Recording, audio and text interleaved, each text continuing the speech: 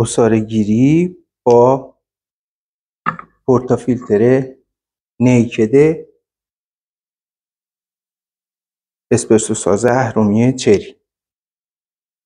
ظرفیت این پورتافیلتر 16 گرمه و نیاز به آسیاب ریز داره نسبت به پورتافیلتر تحت فشار. در ابتدا سیلندر دستگاه رو گرم میکنیم. به لحاظ اینکه دستگاه مکانیکیه باید با آب جوش سیلندر رو گرم کنیم. آب جوش داخلش میریزیم. 2 بار که آب جوش بریزیم سیلندر گرم میشه. در این فاصله باسکتمون رو از قهوه پر میکنیم. برای پیدا کردن آسیاب مناسب پورتافیلتر نیکد نیاز هست که قهوه های با آسیاب مختلف رو تست کنیم تا اپتیموم شرایطی که برای یک عصاره‌گیری استاندارد نیاز داریم دستمون بیاد. من الان 2 مدل قهوه با آسیاب های مختلف دارم که یکی تقریبا آسیاب شبیه به دستگاه های صنعتیه و قهوه دیگه‌مون یه مقدار ریزتره. هر دوتا رو امتحان میکنم. شرایط ایدئال کرمای خوب و زمان عصاره‌گیری استاندارد. وقتی که زمان عصاره‌گیری ما حدود 30 ثانیه طول بکشه این عصاره‌گیری خوب و منطقیه و میتونیم نتیجه بگیریم که آسیاب درستی رو انتخاب کردیم. خب من یه بار آبو داخل مخزن ریختم، تخلیهش کردم. یه بار دیگه این کارو میکنم تا مخزنم کاملا گرم بشه.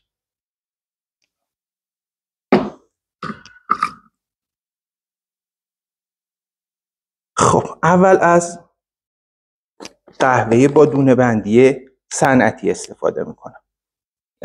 فانلم رو روی باسکت قرار میدم و حدود 16 گرم قهوه داخل باسکتم شارژ میکنم.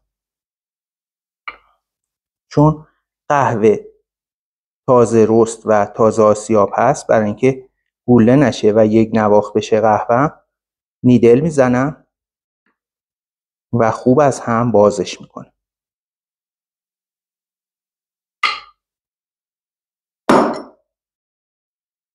از فانل خود اسپرسو ساز چری استفاده میکنم. دمپش میکنم. این لبه رو حتما پاک میکنم. اگر قهوه روی این لبه بمونه وقتی باسکت رو روی دستگاه سوار میکنم درست آب بندی نمیکنه و از کناره ها نشتی میده. این مورد مهمیه که این لبه حتما آری از دونه های قهوه باشه. خب الان سیلندر دستگاه کاملا گرم شده و آماده عصاره‌گیریه. باسکت نیکدمو زیر سیلندر میبندم. نیاز به فشار خیلی زیادی هم نداره.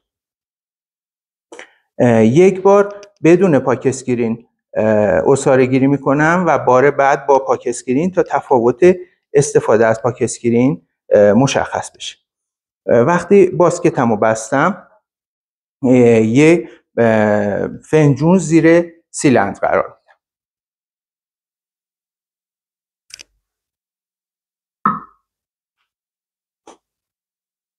یه مقدار دستگاهو میگردونم که عصاره‌گیری مشخص باشه.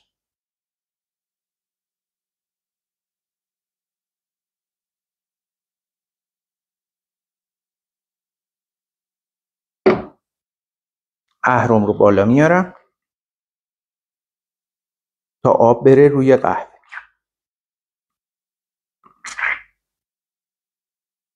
یک فشار اولیه مختصر میارم تا قهوه خیس بشه و حالا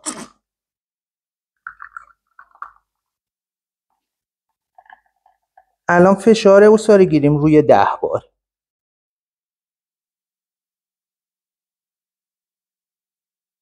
خب همینطور که دیدید عصاره گیری انجام شد، کرمادار قهوه، ولی زمان عصاره گیری خیلی سریع طول کشید. این نشون میده که آسیاب قهوه من یه مقداری درشت بوده برای این دست. خب به دو روش میشه اینو مرتفعش کردیم مشکل.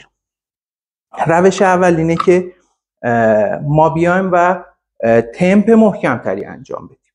یعنی همین قهوه‌ای که الان گرفتم و عصاره گیریش خیلی سریع انجام شد، من میام و یه بار دیگه با تمپ بیشتری این عمل رو انجام میدم و ببینیم نتیجه چی میشه. خب اضافه آب دستگاه رو تخلیه میکنیم و کیک قهوه‌مون رو میتونید ببینید که اختشاش زیادی ایجاد شده و این دلیلش استفاده نکردن از پاک اسکرینه. این بار تمپو محکم‌تر انجام میدم و از پاک اسکرین هم استفاده میکنم. با بیرون انداز قهوه کیک قهوه‌مون رو خارج میکنیم و مجددا یه بار دیگه عصاره گیریمون رو تکرار میکنیم.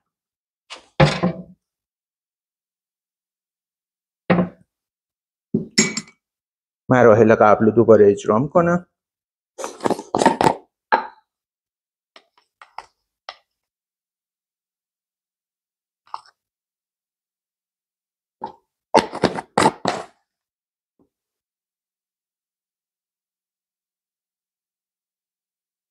قهوه رو از هم باز میکنم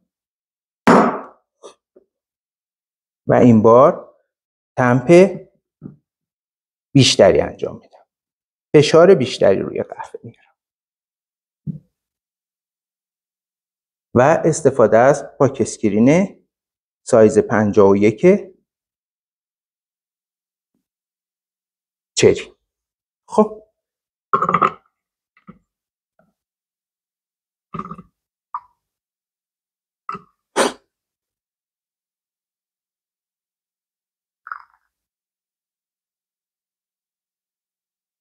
سیلندر رو از آب پر میکنم.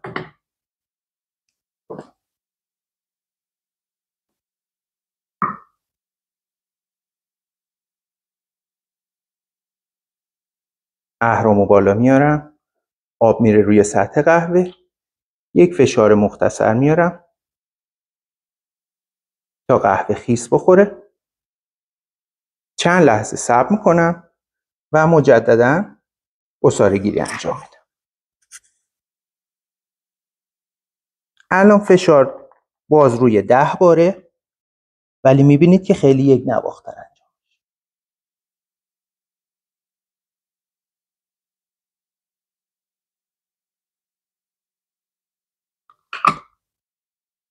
خب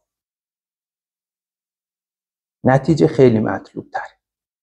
الان کرمای طلایی رنگ، یک نواخت و خوبی داریم. خب حالا همین مراحل رو با قهوه با دونه بندی ریزتر انجام میدیم، ولی با تمپ ضعیفتر. مجددا آب داخل مخزن رو تخلیه میکنم.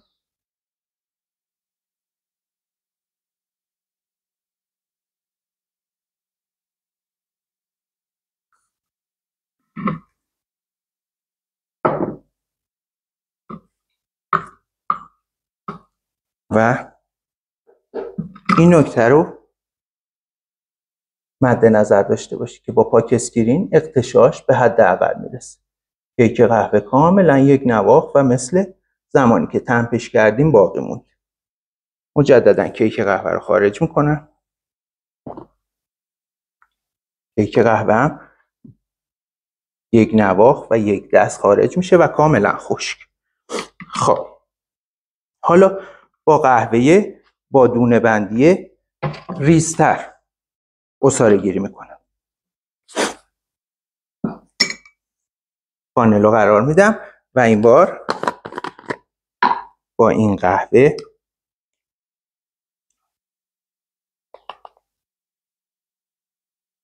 مقدار قهوه همون مقدار دفعه قبل، حدود 16 گرم.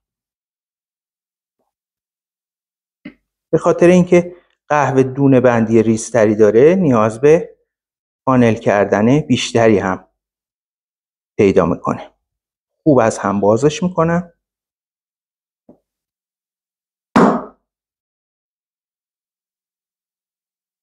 و تمپش میکنم. چون دونه بندی قهوه این بار ریزتره، تمپ ملایم تری انجام و پاک اسکرین هم قرار میدم روش.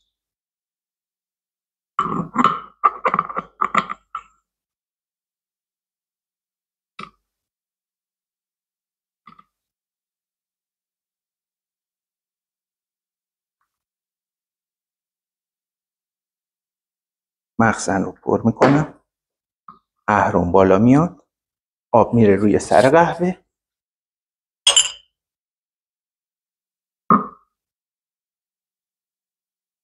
فنجون مناسبم رو میذارم.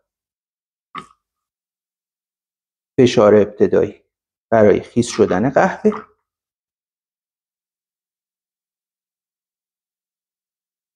و عصاره گیری نهایی.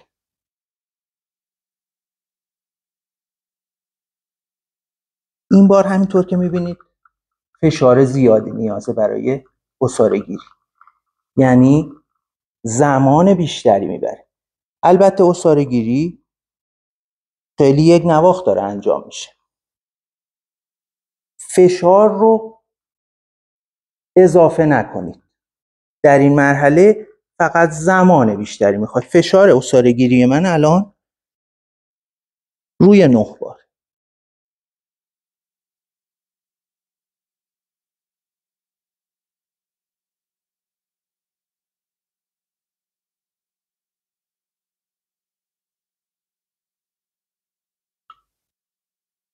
این بار از 2 دفعه قبل عصاره گیری بهتری انجام شد. کیفیت عصاره گیری، شکل خامه و کرما در 3 تا قهوه. آب اضافی رو خارج میکنم تا کیک قهوه‌شم با هم ببینیم.